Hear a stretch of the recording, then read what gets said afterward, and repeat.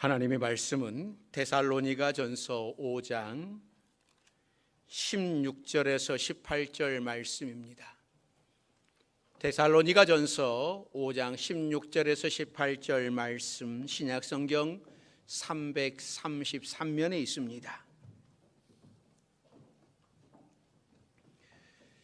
다 찾으신 줄 알고 제가 봉독해 드리겠습니다. 데살로니가전서 5장 16절에서 18절 말씀입니다.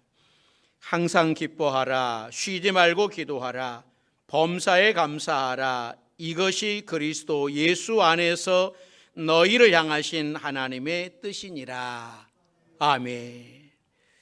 엘림 찬양대에서 찬양으로 하나님께 영광을 돌리겠습니다.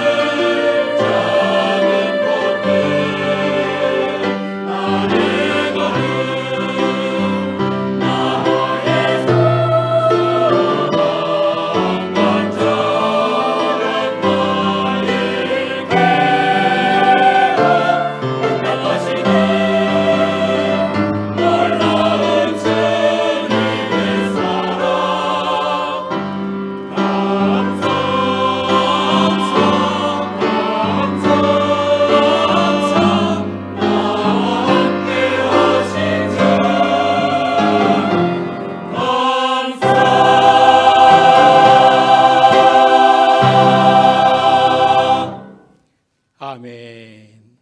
오늘 주신 말씀 속에 감사는 하나님의 뜻입니다 라는 제목으로 함께 은혜를 나누겠습니다. 기도하겠습니다. 사랑과 은혜가 많으신 하나님, 상반기를 은혜 가운데 보내게 하시고 또 하반기를 새롭게 시작할 수 있도록 은혜 주시니 감사드립니다. 이 모든 것이 다 하나님의 은혜였음을 고백하며 오늘 맥주 감사주의를 보냅니다.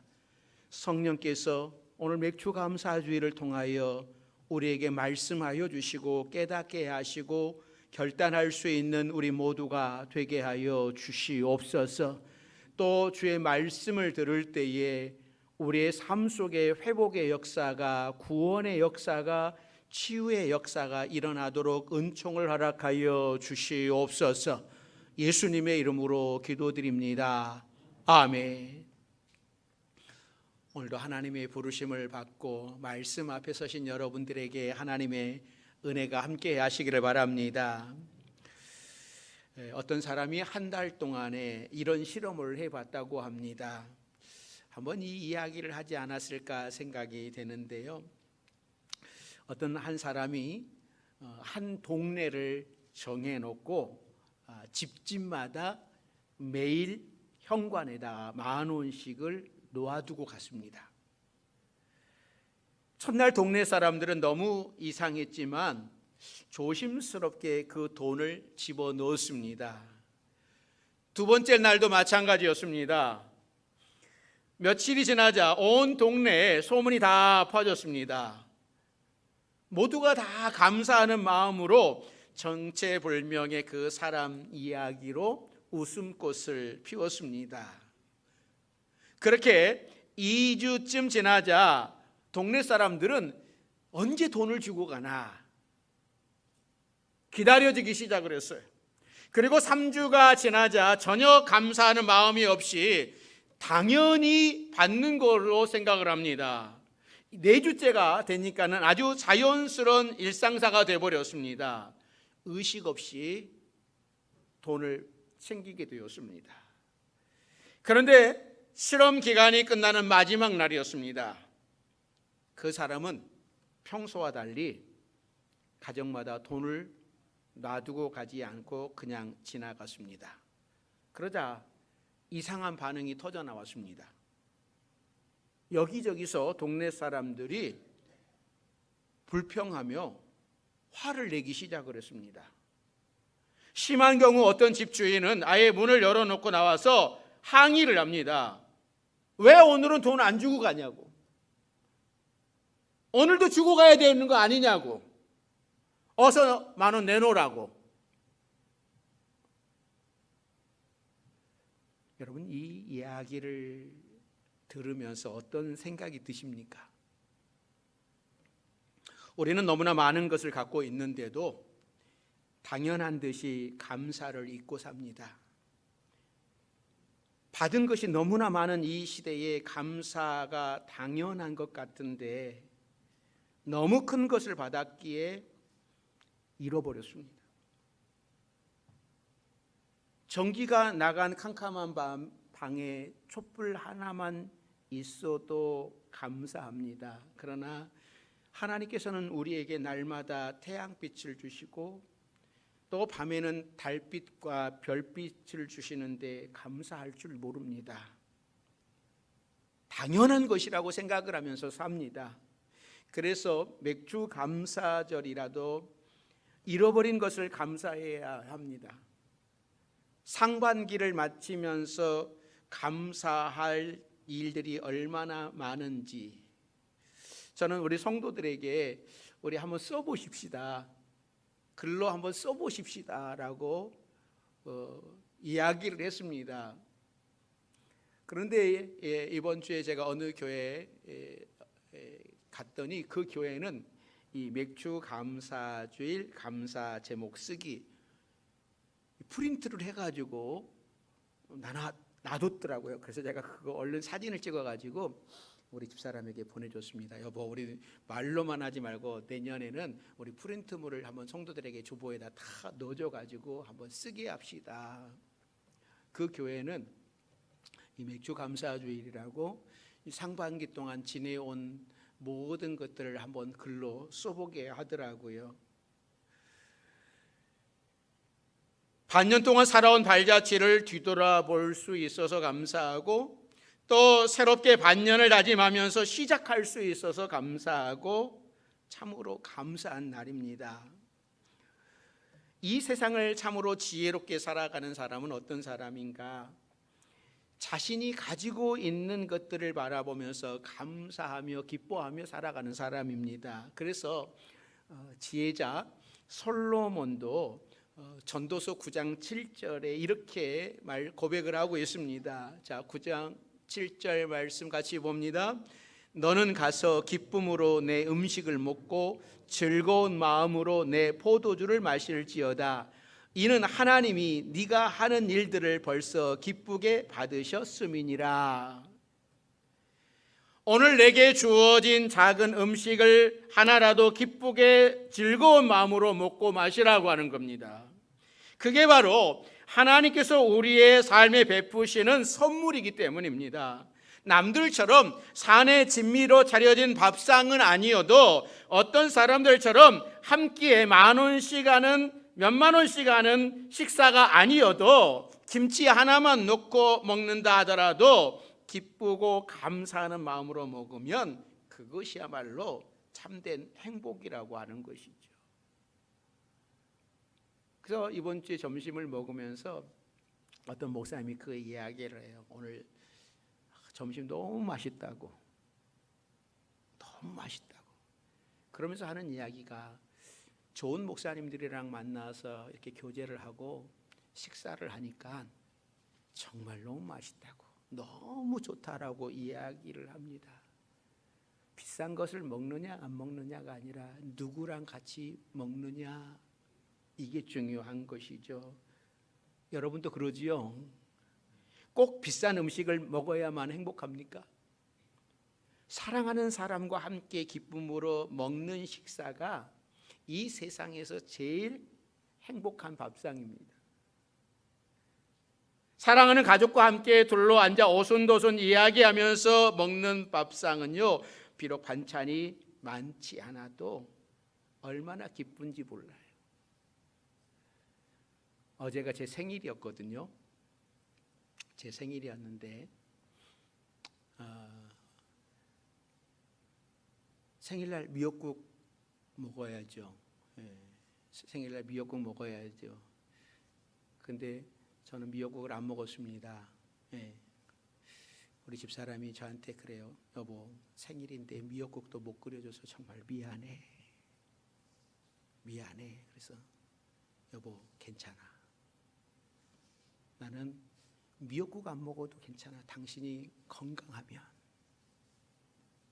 건강하면 나 행복해. 미역국 그거 아무것도 아니야. 당신만 건강해 주라. 나 그러면 난 행복해 라고 하는 이야기를 했습니다. 그러니까 미역국 못 끓여주니까는 미안한 거예요. 여러분, 그 미역국이 됐습니까? 아무것도 아니죠. 또 우리 성도들한테 얼마나 많은 사랑을 받았는데, 반찬이 없어도 여러분 행복한 거예요. 사랑하는 성도 여러분, 여러분이 오늘 성전에 오시면서 걸어서 오시는 분도 계셨을 것이고 차를 타고 오시는 분도 계셨을 겁니다. 땅을 밟고 오시면서 여러분 감사해 보셨습니까? 또 아침에 일어나면 정말 일어날 수 있어서 감사해 보셨습니까? 여러분은 지금 여러분의 삶에서 얼마나 많은 감사를 찾고 발견하셨습니까? 건강을 잃고 나서 건강함에 대한 감사를 하는 것은 안타까운 겁니다. 건강할 때 감사해야 되는 것이고, 많지 않을지라도 지금 가지고 누리는 것에 감사해야 되는 겁니다. 더 많은 것을 갖기 위해서 안달하다가 지금 가지고 있는 것마저 잃어버린 후에야 그때가 좋았는데.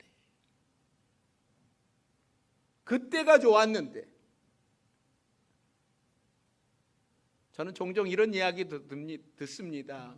통화를 하다 보면 목사님 교회에 있을 때가 너무나 좋았는데, 목사님 함께 교회에 있었을 때가 너무나 좋았는데, 지금이 제일 좋은 겁니다. 우리가 살다 보면 하나님의 뜻을 몰라서 당황할 때가 있습니다. 어디로 가야 할지, 또 무엇을 해야 할지, 또 어떤 것을 선택해야 할지, 무엇이 하나님의 뜻인지 몰라서 답답할 때가 있습니다. 그래서 나름대로 어떤 사람은 작정 기도도 하고 금식 기도도 합니다. 또 믿음의 선배들을 찾아가서 상담하기도 하고, 또 하나님의 뜻을 아는 것은 우리 인생에 있어서 매우 중요한 부분을 차지하는 것이죠. 그런데 우리가 작정 기도하지 않아도, 금식 기도하지 않아도, 믿음의 선배들에게 상담받지 않아도 하나님의 뜻이 있어요. 그것은 오늘 말씀처럼 항상 기뻐하라, 쉬지 말고 기도하라, 범사에 감사하라. 이것이 그리스도 예수 안에서 너희를 향하신 하나님의 뜻이니라 라고 말씀을 합니다.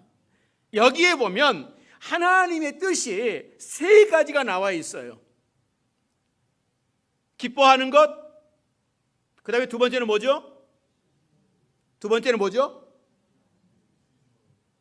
기도하는 것, 쉬지 말고 기도하는 것. 세 번째가 감사하는 것. 이게 하나님의 뜻이라고 말씀을 합니다. 어떤 분은 이 말씀을 읽으면서 이런 생각을 합니다. 이런 이야기를 합니다. 감사할 일이 있어야지 감사하지요. 여러분, 우리에게 감사할 일이 하나도 없는데 하나님께서 감사하라고 강요하시겠습니까? 하나님은 우리에게 감사할 거리를 주신 후에 감사하라고 말씀하시는 겁니다. 범사에 감사하라. 이 말씀 속에는요, 우리가 살아가는 모든 삶 속에서 하나님께서 감사할 수 있는 조건들을 굉장히 많이 주셨다라고 하는 것을 암시하고 있는 겁니다. 어떤 특별한 일이 일어날 때만 감사하는 것이 아니라 매일의 평범한 삶 속에 감사할 수 있는 것들이 많이 숨겨져 있다라고 하는 겁니다. 마치 보물찾기 하는 것처럼 숨겨 놓으셨습니다. 찾기만 하면 감사라는 보물을 수없이 수많은 것을 찾을 수 있습니다. 우리 눈에는 지금 우리의 삶이 만족스럽지 못할는지 모르지만 하나님께서는 우리의 그 삶에 엄청난 보물들을 숨겨 놓으셨습니다. 그 보물을 발견하고 찾아내서 살아가는 사람은 그 인생을 행복하게 살아갈 수 있습니다. 그런데 우리의 눈은 욕심으로 가득 차 있어서 지금 내 삶에 감추어진 보물을 보지 못하고 더 큰 것을 바라봅니다. 그러면 내 삶 속에 숨겨진 보물이 안 보이는 거예요. 우리가 그것을 발견하지 못하니까 하나님께서는 범사에 감사하라, 평범한 삶 속에 감사할 일들이 무엇인지 찾아내서 감사해라, 이렇게 말씀하시는 겁니다. 우리가 당연하다고 생각되는 것들 속에 사실은 감사해야 할 일들이 얼마나 많은지 모릅니다. 감사하는 삶에는요, 기적이 만들어지는 겁니다. 감사할 때 우리의 인생길에 닫혔던 문이 열려지게 됩니다. 감사하면 병이 치유가 되고, 감사하면 문제가 해결됩니다. 고침받은 후에 드리는 감사가 아닙니다. 이거는요, 누구나 다 할 수 있는 거예요. 문제가 다 해결된 후에 감사하는 것 아닙니다. 그건요, 안 믿는 사람도 알 수 있습니다. 아직 병중에 있을 때 감사해야 되는 것이고, 아직 문제가 해결되지 않았지만 감사해야 합니다. 그러면 기적의 역사가 일어나는 거예요. 불행할 때 감사하면 불행이 끝나고, 형통할 때 감사하면 형통이 연장됩니다. 그런데 문제는 내가 힘이 들고 정말 어려운 가운데에서 감사한다라고 하는 것이 쉽지 않다고 하는 거죠. 그래서 오늘 본문에서도 범사에 감사하라라고 말씀하시기 전에 뭐라고 말씀하시는지를 우리가 좀 봐야 돼요. 눈여겨봐야 돼요. 그래서 항상 기뻐하라. 그 다음에 두 번째가 쉬지 말고 기도하라. 그 다음에 범사에 감사하라. 범사에 감사하라 하기 전에 쉬지 말고 기도하라고 말씀을 하십니다. 그러니까 기도하는 삶을 통해서 우리는 범사에 감사를 배우게 되기 때문에 그런 거예요. 여러분, 기도가 무엇입니까? 예를 들어서 내 힘으로 도저히 해결할 수 없는 어떤 큰 문제가 내 앞에 있다라고 가정을 해봅니다. 이럴 때 우리는 이렇게 기도할 수 있습니다. 하나님, 나에게 이런 문제가 있습니다. 이 문제 꼭 해결해 주세요.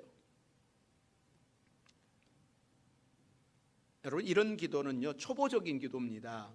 보다 성숙한 신앙인의 기도는 하나님, 어려운 문제가 있습니다. 이 문제를 하나님께서 주신 힘으로 이겨낼 수 있도록 도와주세요 라고 기도하죠. 그런데 이거보다 더 성숙한 신앙인의 기도는 하나님, 이 문제 가운데 주님의 뜻이 무엇인지 깨닫게 하사 주님의 뜻을 따르게 하옵소서라고 기도하는 겁니다. 여러분은 어느 기도이십니까? 기도는 내 문제를 해결해 달라고 하나님께 떼쓰는 것이 아니라 그 문제 속에, 내 문제 속에서 하나님의 뜻을 발견하기 위해서 하나님께 지혜를 구하는 겁니다. 내 앞에 있는 어려운 문제를 놓고 우리는 기도합니다. 하나님의 뜻이 무엇인지 깨달을 수 있도록 말입니다. 때로는 정말로 없어졌으면 좋겠다 생각되는 그런 힘든 문제 앞에 놓고 하나님의 뜻이 어디에 있는지 기도합니다. 그렇게 기도한다고 하는 것은 내가 원치 않는 문제라 할지라도 하나님께서 원하시는 것이 무엇인지 그 안에 있다고 하는 것을 믿는 믿음 때문입니다. 그런데 아직은 잘 모를지라도 하나님의 뜻이 분명히 있다라고 하는 것을 알면 아직 하나님의 뜻을 찾지 못했을지라도 우리는 감사할 수 있습니다. 왜요?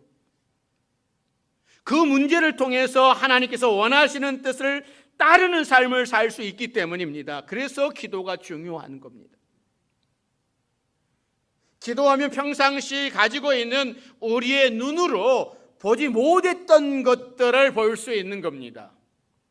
평소에는 당연하다고 생각했던 것들을 기도를 통해서 그것 역시 하나님께서 내 삶에 베풀어 주시는 은총이라고 하는 것, 선물이라고 하는 사실을 깨닫게 되는 거예요. 그러기에 기도하는 사람은 더 많이 감사할 수 있습니다. 성도가 기도를 잃어버리면 우리의 삶은 감사를 잃어버리고 불평과 불만족 속에서 살아가게 되는 겁니다. 그래서 늘 원망하는 거죠. 탓하는 것이죠. 장영희 교수님이 쓰신 수필집 가운데 이분이 돌아가신 다음 며칠 후에 이 책이 발간이 되었어요. 제목이 살아온 기적, 살아갈 기적이라는 제목의 수필집입니다. 이 책에서 이런 소개를 해요. 학생들에게 한 번은 과제물을 내주었습니다. 어떤 과제물을 내주었냐면 잊지 못할 사람이나 혹시 잊지 못할 그날이라고 하는 주제로 그를 쏘라고 하는 것이었습니다. 그래서 모든 학생들이 잊지 못할 사람, 잊지 못할 일의 그날에 대해서 다 쏘았는데 한 학생의 글이 이 교수님의 마음을 감동을 주었어요. 그래서 그 책에서 그 학생이 쓴 글을 소개를 합니다. 이런 내용이었어요. 사람들이 내게 언제 행복을 느끼냐고 물으면 나는 화장실 갈 때, 음식을 먹을 때, 걸어 다닐 때라고 대답한다고 합니다. 그 이유를 이렇게 적었습니다. 그 학생이 고등학교 3학년 때였는데 수능을 보기 며칠을 앞두고 교실에서 공부를 하고 있는데 그 학교 수위 아저씨, 경비 아저씨가 교실로 들어오면서 너희 반 친구 둘이 학교 길을 건너다가 트럭에 치여 병원에 실려갔다라고 외쳤습니다. 너무나 놀란 친구들과 함께 병원으로 달려갔다고 합니다.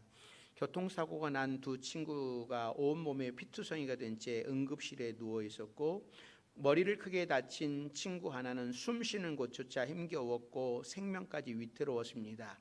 그 친구는 곧 수술실로 옮겨졌고 소식을 듣고 달려온 그 친구의 부모님과 같은 반 친구들은 그 친구의 수술이 잘 되기를 바라면서 수술실 밖에서 기다리고 있었습니다. 초조하게 한참을 기다렸는데 수술실 문이 열리고 의사 선생님이 수술실 밖으로 나오셨는데 그리고는 아무 말씀도 하지 않으시고 그저 고개를 가로저을 뿐이었습니다. 순간 정적이 흘렀습니다. 그것은 그 친구가 깨어나지 못하고 죽었다고 하는 것을 알려주는 것이었기 때문입니다. 서로 말없이 흐느끼고 있는데 응급실 한쪽에서 큰 소리가 들렸습니다. 엄마, 나 화장실 가고 싶어. 오줌 마렵다고. 그 목소리는 교통사고를 당한 다른 친구의 목소리였습니다. 한 친구는 수술실에 들어갔지만 생명을 건지지 못하고 죽고 말았고 한 친구는 의식이 회복되어 화장실 가고 싶다고 외치는 것입니다. 그 순간 그는 속으로 이런 생각을 하게 되었습니다. 친구야, 축하한다. 깨어나서 화장실에 가고 싶다고 말할 수 있다는 것이 얼마나 큰 축복인지 행복인지. 그 사건 이후로 그 학생은 행복이라고 하는 것은 특별한 것이 아니라 그저 세상에서 숨 쉬고 배고플 때 밥 먹을 수 있고 화장실에 가고 싶을 때 화장실에 갈 수 있고 내 발로 학교에 다닐 수 있고 내 눈으로 하늘을 쳐다볼 수 있다고 하는 것, 그것이야말로 정말 행복이라고 생각하게 되었다고 하는 겁니다. 그리고 가끔씩 맛있는 음식을 먹고 여자친구와 데이트를 하고 친구들과 운동장에서 운동하고 가족들과 웃을 수 있다고 하는 것은 전적으로 보너스 행복이라고 생각하며 살고 있습니다 라는 글을 써놓았습니다. 사랑하는 성도 여러분, 오늘부터 화장실 가실 때에 나는 행복한 사람이구나, 그렇게 생각을 하시기 바랍니다. 식사할 때도 진수성찬은 아닐지라도 이렇게 먹을 수 있는 것만도 감사한 일이구나라고 감사하실 수 있기를 바랍니다. 작은 삶 속에서 감사라고 하는 보화를 발견한 사람은 내 삶 구석구석에 박혀있는 더 아름답고 값진 보물을 발견하게 되는 것입니다. 사랑하는 성도 여러분, 오늘 말씀에서 다 잊어버려도 이거 한 가지는 꼭 기억하시기 바랍니다. 범사에 감사하는 삶, 항상 기뻐하는 삶, 쉬지 않고 기도하는 삶이 바로 하나님의 뜻대로 사는 삶이라고 하는 것입니다. 하나님의 뜻은 거창한 데 있는 것이 아닙니다. 내가 살아가는 일상 속에서 기뻐하고 기도하고 감사하는 것, 이것이 바로 하나님의 뜻입니다. 힘이 들어도 감사한 일을 발견해 보십시오. 어려운 가운데서도 항상 기쁘게 살아보십시오. 순간순간 하나님을 생각하며 기도하는 삶을 살아가십시오. 이것이 바로 우리를 사랑하시는 하나님의 뜻입니다. 이렇게 사는 것이 진정 아름다운 인생, 행복한 인생을 사는 것이기 때문에 인간의 모든 것을 아시는 하나님께서는 우리가 항상 기뻐하면서 살기를 바라시는 것입니다. 돈을 많이 벌어놓고 기뻐하지 못하고 감사하지 못하는 사람들이 얼마나 많습니까? 열심히 노력해서 성공했지만 기쁨보다는 화내고 사람들을 괴롭히며 사는 것은 복된 인생이 아닙니다. 비록 돈이 작아도, 비록 성공하지 못했어도 항상 기뻐하며 감사하며 기도하며 사는 삶이 복된 인생입니다. 우리 성도들은 모두 이런 복된 인생을 살아가는 여러분들이 되시기를 주의 이름으로 축원합니다. 감사는 소유하는 것이 아니라 발견하는 겁니다.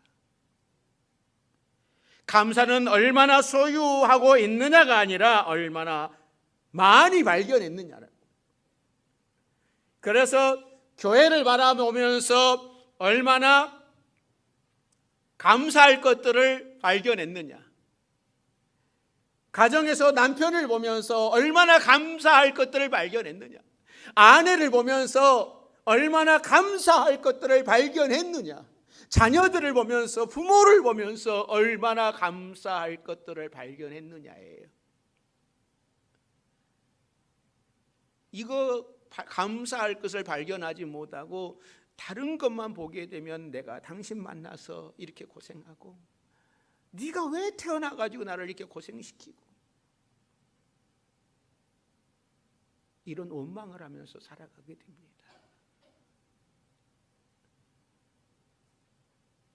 오늘서부터 여러분들이 남편에게, 아내에게, 자녀에게, 부모에게 감사를 발견해 보십시오. 그러면 행복해지는 겁니다. 일상 속에서 작은 감사를 발견하기 시작하는 사람은 내 삶에 천국이 이루어지는 겁니다. 감사는 기적을 만들 뿐만 아니라 내 삶을 천국으로 바꾸어 주는 겁니다.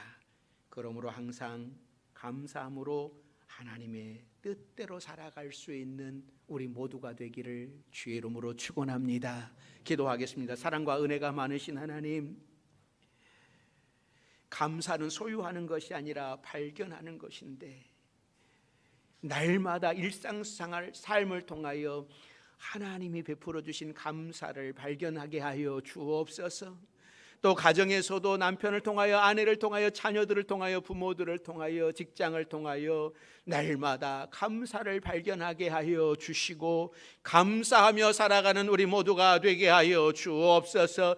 또 감사할 것이 없을 때에, 기도할 때에 우리가 감사할 것을 찾을 수 있는데 우리 모든 성도들이 항상 기뻐하고 쉬지 말고 기도하고 범사에 감사하여 하나님의 뜻을 이루며 살아가는 우리 모두가 되게 하여 주옵소서. 예수님의 이름으로 기도드립니다. 아멘.